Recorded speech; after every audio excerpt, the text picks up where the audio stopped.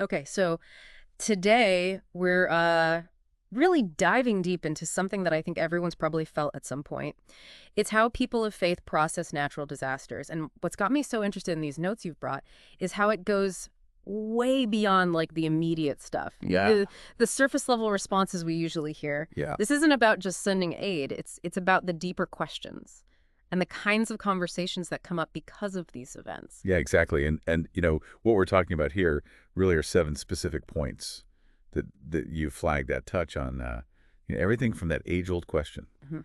of how can a good God allow suffering Yeah.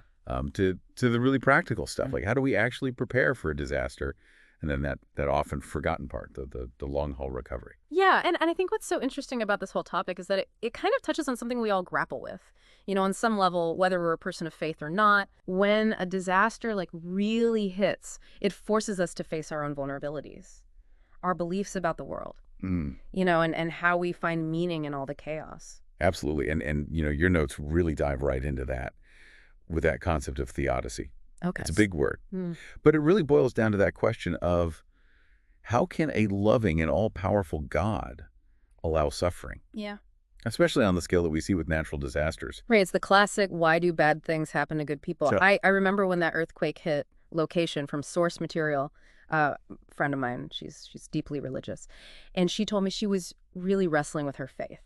Like she just couldn't reconcile devastation with the idea of a benevolent God. yeah, and that's a very human response, and your source material really emphasizes that it's so important to acknowledge these questions, to wrestle with them, Yeah. rather than just shying away from them. One theological framework that I thought was interesting suggests that suffering, as difficult as it is, it can actually be a catalyst for growth. Mm. It forces us to confront our own mortality, Mhm. maybe reassess our priorities, and even deepen our compassion for others. So it's kind of like that saying that, smooth seas never made a skilled sailor. Exactly. But instead of just saying, okay, well, suffering is part of some grand plan, we don't understand, this framework is saying, no, there's an active element of growth Mhm. and learning within the suffering. Precisely. It's not about glorifying suffering, but recognizing its potential to refine us, Hmm. to draw us closer to the divine maybe, and even motivate us to create a more just and compassionate world. So instead of just asking why, it's more about what now. How do we use this experience, this painful experience, and use it as a springboard for growth both individually and as a community? Yeah, exactly. And that leads perfectly into that second point that you highlighted, preparedness. Yeah. And it's interesting how the source emphasizes churches, taking a proactive role in equipping their communities to not just respond to disasters, Oh. but to get ready for them beforehand. Okay. So less about reacting in a panic when something happens and more about having a plan in place. Exactly. And there's this compelling example in the source material from specific church or organization. From source material, they actually made first aid training part of their community activities, Hmm. search and rescue simulations, even psychological first aid. Wow. So they really put this into practice. It's one thing to talk about being ready, but they actually did it. Yeah, and it made a huge difference when specific natural disaster from source material hit their region. They were ready to go. They could provide physical assistance, of course, Mhm. but also that emotional and spiritual support that people needed so much. They became this beacon of hope because they had prepared. It really makes you think, instead of feeling helpless when these things happen, we can actually do something about it, like empower ourselves to be ready Mhm. and to help our communities. It's like that saying, give a man a fish, you feed him for a day. Teach a man to fish, you feed him for a lifetime. Mhm. But in this case, it's more like teach a community to prepare for a disaster and you give them the tools to rebuild everything. Exactly, and that feeling of being able to do something, having a plan, that can Mhm. be so powerful, not just for dealing with the physical effects of a disaster, Yeah. but the emotional and spiritual parts too. Yeah, absolutely. And speaking of things that are powerful, I mean, this next point you brought up about the environment, about climate change, it feels especially relevant right now. It Mhm. seems like every time I turn on the news, it's another hurricane, wildfire, or flood. Right. It's hard not to feel overwhelmed by it all. It really is. Mhm. And your notes talk about how that feeling a lot of people have, it's pushing faith communities to really think about the connection between taking care of the environment and what they believe. Yeah. A lot of people now, they see protecting the planet as part of their faith. Right. It's that whole idea of creation care that we talked about. Like we're caretakers of the earth. But I have to say, I sometimes struggle with, you know, how do my individual actions really make a difference when we're talking about these huge problems like rising sea levels and superstorms? Yeah, that's a question I think a lot of people ask. Yeah. And your source material actually had a really interesting perspective on this. It talked about a church in the Midwest. Okay. Now, the Midwest isn't exactly known for being on the front lines of climate change, right? Mm.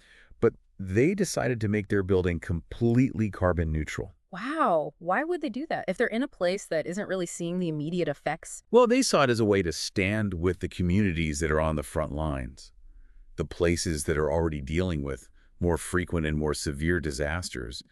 Their message was basically, your struggle is our struggle, and we're going to act even if it's not in our own backyard because we're all connected. That's really powerful. They're not just waiting for a disaster to happen to them before they do something. They're taking action because they understand that we have a responsibility to care for the planet and for each other. Exactly. And that actually leads perfectly into that next crucial point, that often forgotten stage, the long haul recovery. We've all seen it, right?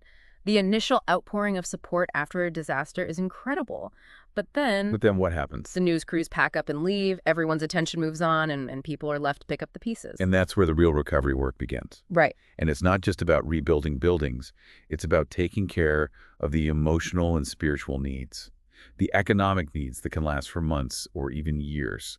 Yeah, it's like they say it's a marathon, not a sprint. And I imagine that's where the support of faith communities can be so important. Yeah, one example that really stood out in your research was this church in location from source material. Okay. Instead of just offering immediate relief after this awful hurricane, they came up with a long-term recovery plan. Wow. They teamed up with local groups to offer counseling for people dealing with trauma.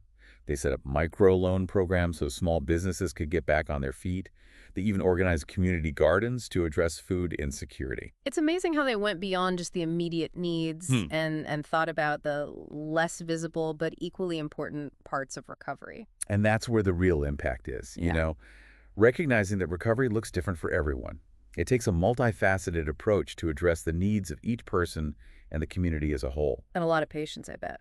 Absolutely. It's about walking alongside people as they heal and rebuild, offering support and resources, and just listening without judgment. You know, the sense of community that comes out after a disaster is so powerful. It's like when something tragic happens, it reminds us that we're all human. We're all connected. Exactly. And your notes actually point out that natural disasters often show us the true character of a community, both the good and the bad. It's not just about coming together to rebuild houses and businesses. It's about rebuilding trust and empathy and a feeling of shared purpose. It's like these events, they kind of break us open. And in those cracks, compassion and resilience can grow. Beautifully put. And that actually connects to the next point you made about finding strength in being vulnerable together. One of the most important things faith communities can do after a disaster is create a space where people feel safe sharing their grief, their fear, their anger, without being judged or feeling pressure to be strong. Because let's be honest, putting on a brave face all the time is exhausting. And it can actually stop us from dealing with our emotions in a healthy way. Exactly. And then the source material makes this really important point about how churches can help people feel more comfortable talking about mental health issues. Things like anxiety, depression, PTSD. They can become places where people can get support without shame. It's about creating a space where people can be real with each other, you know, and vulnerability is seen as a good thing, not something to hide. Right. It makes me think about when I went through personal anecdote related to the episode theme, keep it brief. The most helpful thing anyone did was just listen without judgment. You know, it let me work through everything and find my own way to heal. That's so important, just being present with someone who's hurting. Yeah. It reminds me of the story from your research about a pastor. His town was hit by a tornado, just awful devastation. And he decided to hold an open mic night at the church. Really? Yeah, he invited people to come and share their stories, whatever they were feeling. Wow, that's pretty brave. I mean, I bet some folks were hesitant to open up like that, you know, in front of everyone. There was some pushback at first, but what happened was really amazing.